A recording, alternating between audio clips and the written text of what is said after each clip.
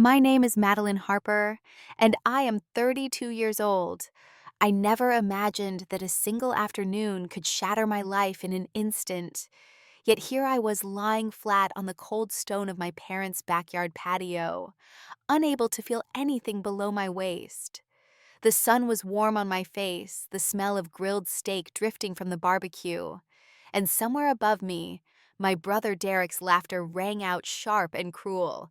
"Nice acting, Mads," he said to the group of friends gathered around him, his smirk curling like he had just won some unspoken contest. My father, Richard Harper, turned from the massive stainless steel grill he had been tending, his voice carrying easily across the yard. "Walk it off! Stop being a baby!" His tone was not one of concern, but of irritation, as though I had just tripped over nothing and was making a fool of myself in front of his guests. My mother, Vivian, stood beside the drinks table with a wine glass in her hand, her manicured fingers tapping the stem. "God, you are so dramatic," she said loud enough for everyone to hear. "Do not ruin your brother's party." I tried to push myself up, but my legs refused to move. Panic set in like ice water in my veins. Something was terribly wrong. I wanted to scream that I was hurt, that I could not move, that this was no act, but the dismissive faces around me told me it would be pointless. Derek stood a few feet away, beer bottle dangling from his hand, watching me with the same expression he had worn my whole life, amusement laced with a quiet malice. The guests shifted awkwardly, some glancing at me, others pretending nothing was happening. Then I heard a woman's voice cut through the murmur, sharp and commanding. "I am a nurse, let me through." A tall woman in casual clothes, but with the unmistakable confidence of medical training, knelt beside me. "I am Janet," she said quickly. "Can you tell me your name?" "Madeline?" I whispered, my voice shaking. "Okay, Madeline, stay very still. Can you feel this?" She pressed gently on my shin. "No." She moved to my other leg. "Still no." She looked up, her eyes serious. "Someone call 911 right now?" My father scoffed from across the yard. "That is not necessary. She will be fine." Janet's voice was firm. "If she has a spinal injury, moving her could cause permanent damage. Call now." That was the moment I knew two things for certain. My family was going to fight this every step of the way, and whatever had just happened to me was not an accident. I could see Derek's face change ever so slightly, the way someone looks when they are calculating whether the truth is about to catch up with them.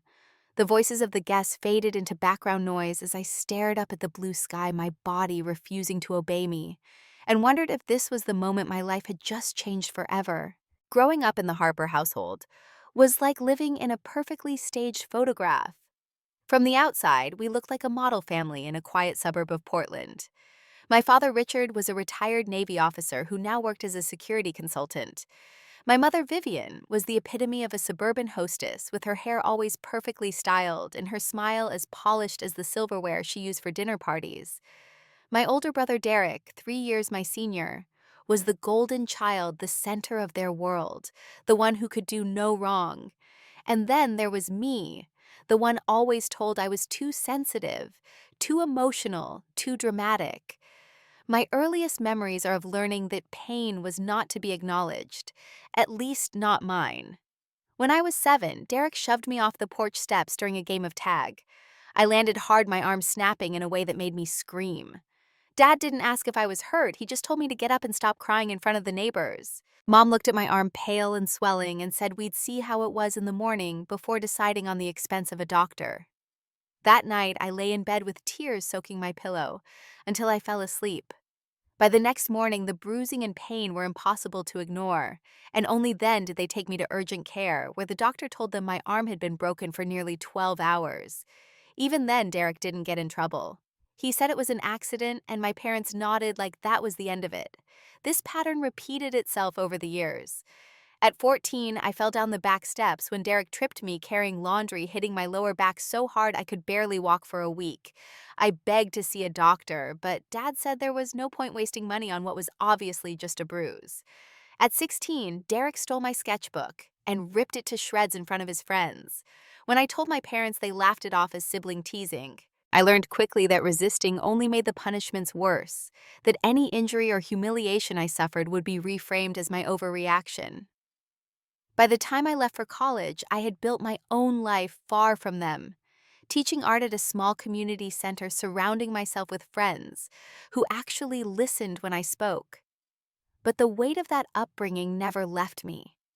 I knew my parents didn't see me as an equal member of the family. I was a prop, a foil for Derek's perfection. I visited them only for obligatory holidays, always keeping the trips short, always counting the hours until I could leave. And yet some invisible pull kept dragging me back, as if a part of me still craved their approval. That was how they got me to Derek's 35th birthday. Mom called her voice syrupy sweet, saying it would mean so much to him if I came. She said Dad had just finished having the new patio installed, that they were hosting a barbecue for all of Derek's friends. I wanted to say no, but the words stuck in my throat. Fine, I heard myself say, and immediately regretted it.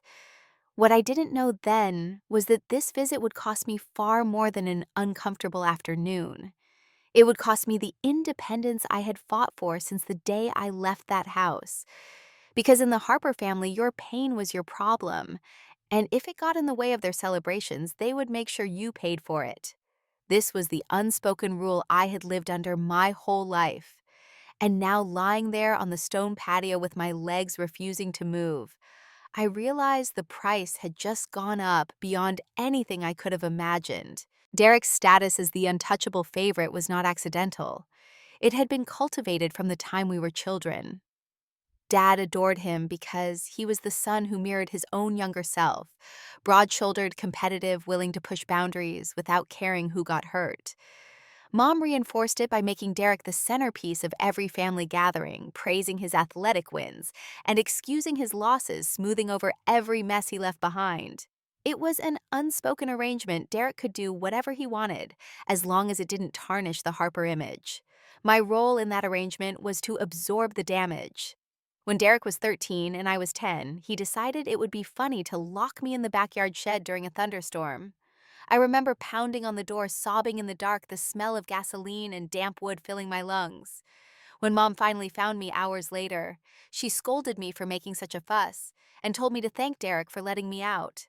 Another time, Derek convinced his friends to hide my shoes after swim practice, forcing me to walk barefoot through the parking lot while they laughed. Dad said maybe it would toughen me up.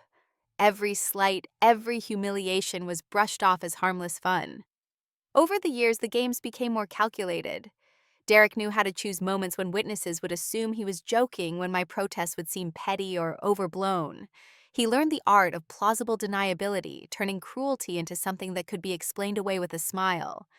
I learned that arguing only made me look unstable, the very narrative they wanted to pin on me. By my late teens, I kept as much distance as possible, retreating into my art-working part-time jobs to save for an apartment. When I finally moved out at 19, I promised myself I'd never need them again. But the Harpers had a way of pulling you back. Phone calls from Mom dripping with guilt. Dad's occasional reminder that family sticks together. And always the looming shadow of Derek's charm offensive, making it seem like I was the one keeping the feud alive. There was also the financial reality. I didn't have much. My job teaching art barely covered rent and bills. Travel for holidays or special occasions meant free meals, a place to stay if I wanted it. That small convenience made it easier to ignore the knot in my stomach whenever I crossed their threshold. What I failed to see was that each visit was another opportunity for Derek to reassert his dominance for my parents, to reinforce the hierarchy. It was never about mending fences. It was about maintaining control. That birthday invitation was no different. The moment I agreed to come, I could almost hear the gears turning in Derek's head, wondering how he could make me the butt of the joke one more time. I didn't yet know the specifics, but I knew the pattern. And patterns, when left unchecked, have a way of escalating until someone gets hurt. This time the escalation would be deliberate. This time the damage wouldn't fade after a few days or weeks. This time it would leave a mark on my body and my life that no apology could erase. I told myself I would keep the visit short, arrive right when the party started, so there would be a crowd to dilute the attention leave before things got too rowdy. Mom's voice on the phone had been insistent about me dressing nicely, which in Harper language meant looking like someone they could show off. I chose a simple blue wrap dress and low heels, professional enough to pass inspection. but comfortable enough to move in quickly if I needed to. When I arrived, the driveway was lined with cars, most of them luxury SUVs and sports sedans. I could hear the thump of music from the backyard before I even reached the front door. Mom greeted me with an air kiss and a once-over, her eyes scanning me from head to toe like she was appraising merchandise. "You look nice," she said finally, which in our family was high praise. "Everyone's out back. Your brother just finished opening his gifts." Inside the living room was a shrine to Derek's birthday, expensive wrapping paper, and ribbons scattered across the coffee table, a new set of golf clubs propped in the corner, a framed photo of a sleek jet ski sitting on the largest box. "Dad's getting it delivered next week," Mom said with a proud smile, as though buying a watercraft was a public service. I set my modestly wrapped gift, a leather-bound sketchbook, and a gift card on the pile, and followed her to the backyard. The scene was exactly what I'd expected. About 30 people gathered around the newly finished patio, drinks in hand, laughter spilling into the warm summer air. Dad was manning the grill with military precision, flipping burgers and steaks while keeping one eye on the guests. Derek was in the center of a group of his friends, gesturing broadly with a beer in one hand, the other tucked casually into his pocket. He looked up when I stepped outside, his expression shifting into a smile that didn't quite reach his eyes. "Well, look who decided to show up, little sis," he called out, his voice just loud enough to draw attention.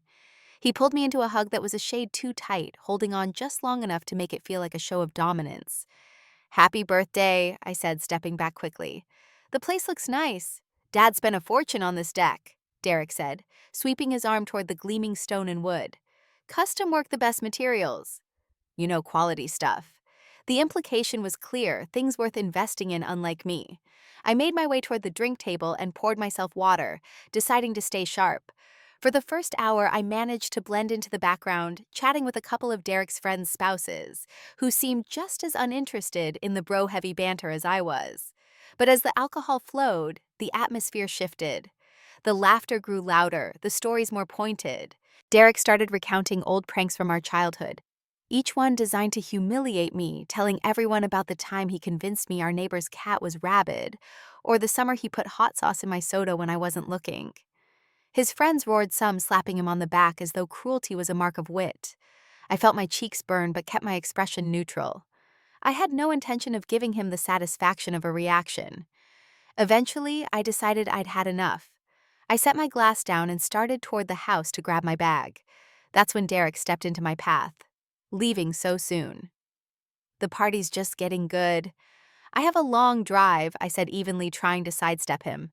"Come on, Mads, loosen up. Have a drink, for old time's sake." His voice had an edge now, a warning that saying no would be seen as a challenge. "No thanks," I said firmly. He leaned in slightly, his smile turning thin. Still the same uptight little sister. Some things never change. I walked past him, my heels clicking against the stone, focusing on the sliding glass door ahead. I didn't notice at first that the section of patio I was crossing seemed to gleam more than the rest, a faint oily sheen catching the sunlight. My foot hit the patch and slid violently forward. In that split second before gravity took over, I saw Derek watching me, his lips curling into a look I recognized instantly: anticipation. My heel skated across the slick surface, and my other foot shot out from under me. I tried to twist to catch myself, but the motion only threw me off balance faster. The world tilted, and I felt myself falling backward, the sun flashing in my eyes just before my lower back and head slammed into the unforgiving edge of the stone step. A sickening crack echoed in my ears, followed by an explosion of pain that stole the air from my lungs.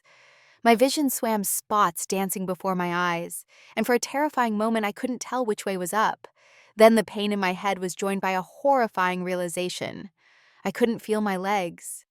I lay there staring at the sky, trying to will my toes to move. Nothing happened. Panic surged through me like ice water. "Help!" I gasped, my voice barely more than a whisper. "Someone help me!"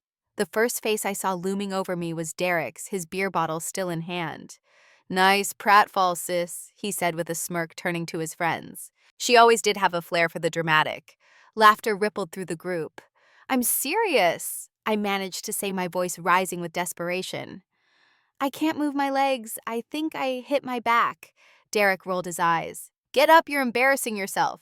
Dad appeared next, blocking the sun as he looked down at me with an expression of irritation. "What the hell is going on here, Mads? Why are you on the ground?" "I slipped," I said, my voice shaking. "I can't feel my legs. I need to go to the hospital." His face hardened. "The deck is fine. I just had it done. Walk it off. Stop being a baby. You're making a scene." Mom's heels clicked on the stone as she approached, her voice low but sharp. "Do not start your theatrics here, Madeline. You always have to make everything about you." I could feel tears burning at the corners of my eyes, not just from the pain, but from the crushing weight of being dismissed yet again. "Please," I said, my voice breaking. "Call an ambulance. I can't move."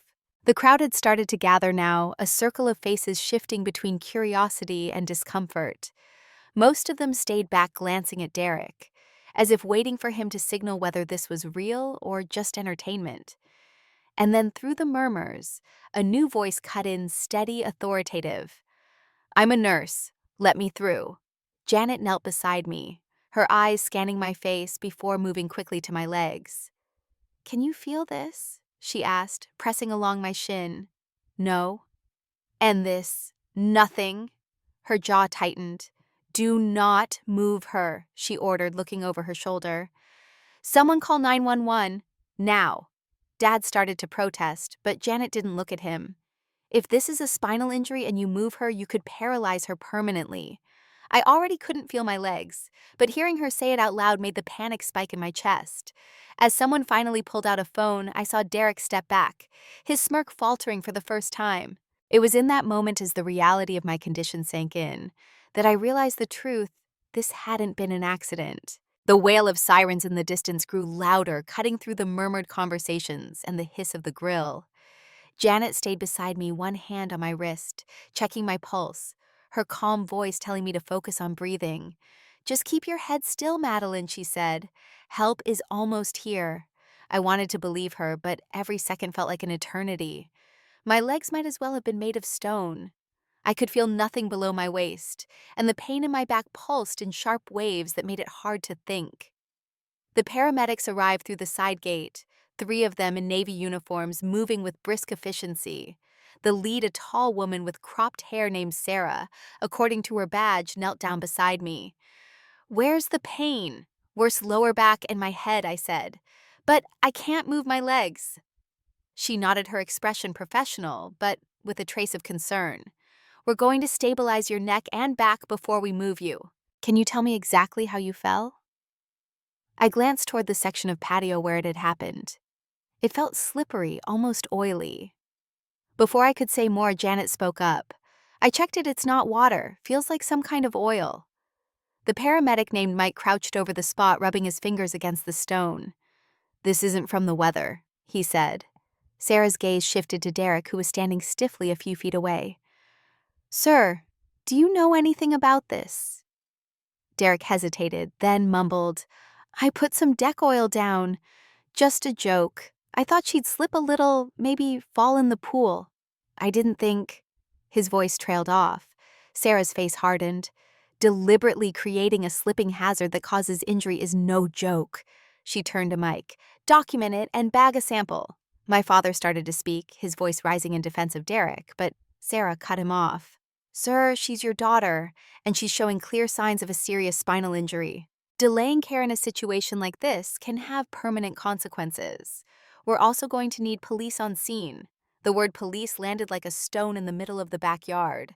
Conversations died instantly.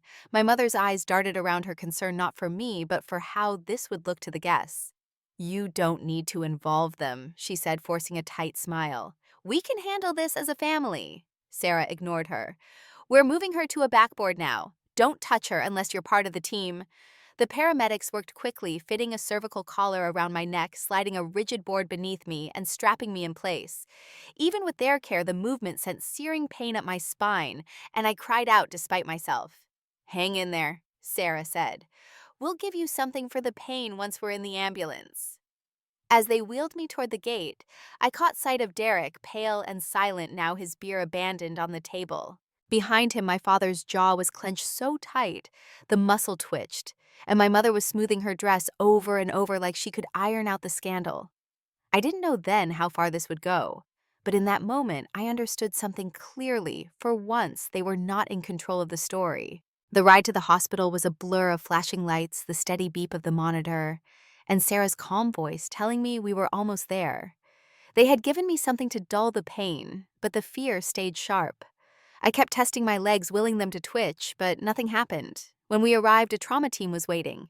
They transferred me to a hospital bed, still strapped to the backboard, and began their assessments. Dr. Patel, the neurosurgeon on call, introduced himself and ordered an MRI immediately. While I was wheeled toward imaging, two uniformed officers stood outside my room, their eyes scanning everything. When I returned, Dr. Patel sat beside my bed, his expression grave but measured. "You have an incomplete spinal cord injury at the L1 level," he explained. "The good news is, it's not a complete sever, but the compression is significant. We need to operate tonight to relieve the pressure and stabilize your spine." I nodded numbly, barely absorbing the words. The officers stepped forward after he left, identifying themselves as Detective Moore and Officer Jensen. They explained that the paramedics had reported deliberate tampering with the patio surface and a delay in seeking medical help. "We need to hear your account," Detective Moore said. I told them everything from walking toward the door to slipping on the oily patch to Derek's smirk, as I fell to my parents' refusal to believe me. I didn't leave out the years of similar incidents, the constant dismissal, the way every injury was minimized or blamed on me. They took notes, asked for clarification, and promised they would follow up with the nurse and paramedics who had been on scene. By the next morning, Derek had been taken into custody for reckless endangerment, causing serious bodily harm. My parents were under investigation for criminal negligence. When the assistant district attorney, a sharp woman named Laura Chen, visited me, she was direct. "We have a strong case. The evidence from the patio, Derek's admission, and multiple witnesses make it clear. I want you to know you have a voice in this process." That last part hit me. For so long, I had been silenced, made to believe my experiences didn't matter. Now people in positions of authority were listening and acting. I agreed to cooperate fully, to testify if necessary, to make sure there would be a record of what they had done. The surgery was long, and the recovery room lights were blinding when I woke. But even through the haze of anesthesia, one thought anchored me. This time I wouldn't let them rewrite the story. News of the arrest spread quickly in the neighborhood. By the time I was moved from the ICU to a private room, local reporters were already calling the hospital for statements. I declined to speak publicly, but the court filings made everything clear enough. Derek was formally charged with felony reckless endangerment, resulting in serious bodily injury, a charge that carried up to 10 years in prison. My parents faced misdemeanor charges of criminal negligence and failure to provide necessary medical assistance, each with potential jail time and heavy fines. At the arraignment, Derek appeared in court wearing an orange jumpsuit, his once cocky demeanor replaced with a tight jaw and downcast eyes. The judge denied his request for release without bail, citing the seriousness of the injury and the intentional nature of his actions. My parents stood beside their attorney, their faces pale but composed, as if they still believed they could manage the optics. The assistant district attorney laid out the evidence, the sample of deck oil collected from the patio witness statements confirming Derek had admitted to pouring it, and multiple accounts of my parents' refusal to call for help despite my paralysis.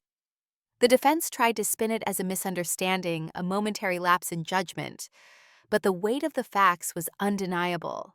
Within weeks, Derek accepted a plea deal, 5 years with 2 to serve in prison, and the remainder on probation. My parents negotiated their own deal, 2 years of probation, 400 hours of community service, and mandatory participation in a family violence education program. It wasn't the maximum, but it was still more accountability than I had ever seen from them. I also filed a civil lawsuit for damages. My attorney, Michael Grant, explained that the injury would alter the rest of my life and that I deserved compensation to cover ongoing medical costs, rehabilitation, and loss of income. We built a case that combined the criminal evidence with medical documentation, photographs, and sworn depositions. 6 months after filing, we reached a settlement. My parents' homeowner's insurance paid its maximum, and they agreed to sell their vacation property to contribute to a trust for my care. Derek's personal assets, including his prized boat, were liquidated to add to the sum. It was enough to secure my rehabilitation, retrofit my apartment for accessibility, and provide a cushion for the years ahead. Watching them sign the final papers was surreal. For once, they couldn't shrug it off or laugh it away. The consequences were written in ink filed in court and sealed with the knowledge that their names would be tied to this case forever. Rehabilitation was grueling, but every small milestone felt like a victory. At first, I could barely sit up without support, the muscles in my core trembling with the effort. Weeks later, with the help of parallel bars and specialized braces, I managed to take my first halting steps. They were awkward, slow, and exhausting, but they were mine. My physical therapist, Andrea, pushed me hard, but celebrated every improvement. "We are not just rebuilding strength," she would say, "we are rebuilding your life." Outside of therapy, I began connecting with others who understood what it meant to live with a spinal cord injury. Support groups became a lifeline both in person and online, offering advice, encouragement, and a sense of belonging I had never felt with my own family. I also started volunteering at a local art therapy program for survivors of domestic abuse and trauma, teaching simple creative projects that gave people an outlet for their stories. The work was emotionally heavy, but it reminded me of the resilience humans are capable of, including myself. My social circle shifted. Friends who had stood by me during the legal process became my chosen family, the ones I could rely on, without fear of judgment or dismissal. Slowly, I began to feel a sense of safety in relationships, something I had never known growing up. I even opened myself to dating again, meeting someone through a mutual friend who treated my mobility aids as just another part of my life, not a limitation. For the first time in years, I could envision a future where my worth wasn't measured by my family's approval or lack thereof. I had been told my whole life that I was too dramatic, too sensitive, too much. Now I knew the truth. I was enough exactly as I was, and I had the strength to define myself on my own terms. Looking back now, I can see how every moment of dismissal, every careless laugh at my expense, was part of a larger cycle designed to keep me silent. Breaking that cycle cost me more than I could have imagined, but it also gave me something I never thought I would have: the ability to speak my truth without fear. My paralysis is a permanent reminder of what happened that day, but it is not the whole of who I am.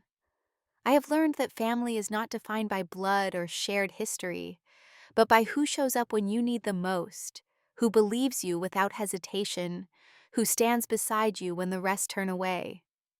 Derek will always be the brother who poured oil on the patio and watched me fall. My parents will always be the ones who told me to walk it off while I lay broken, but their version of the story no longer matters to me. The people who matter know the truth, and more importantly, I know the truth. I have rebuilt my life piece by piece, surrounding myself with those who see my value without conditions.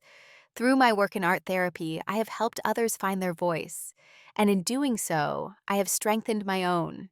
If you are reading this and someone has tried to convince you that your pain is exaggerated or imagined, hear me clearly. Your pain is real, your experiences matter, and you deserve to be believed. Do not wait for the approval of those who refuse to see you. Find the ones who do, and hold them close. Healing is not linear. Some days I still grieve for the ease of movement I once had, for the idea of family I wished could exist. But I also know that I am stronger than the people who tried to break me, and that strength is something no one can take away. My story is proof that even the deepest wounds can be a starting point for something new, something better, something entirely your own.